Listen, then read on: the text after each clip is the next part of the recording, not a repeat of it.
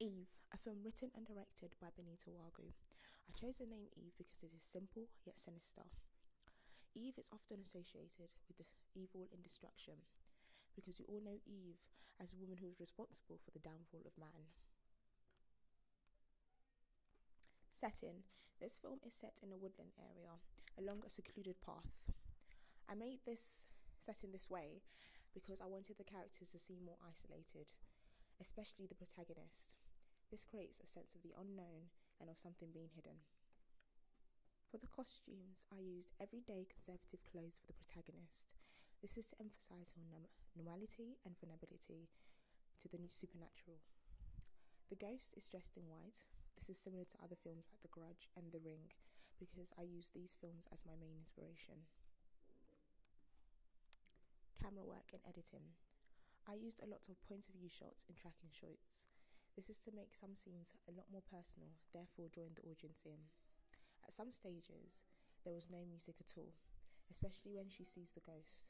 This is to emphasise the tension and increase suspense within the audience. Titles, font and style.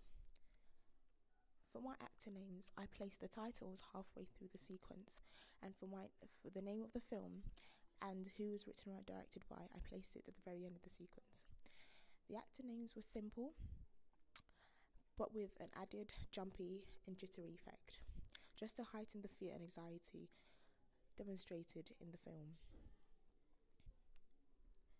The font I used for the name is also simple, in order to add to the simplicity of the actual name. Story opening. The opening opens up with a series of establishing shots, point of view shots and pull focus shots. This already invites the reader into the story. The pull focus shots begin to add a sense of mystery which is portrayed throughout the film. I use certain shots to achieve the conventions of the supernatural horror genre. For example, in the opening there are shots containing the woodland area, showing that the setting is already isolated. There is also a shot of a missing person poster in these woods, emphasising the danger and surroundings. This sets up the reader for more trouble to come.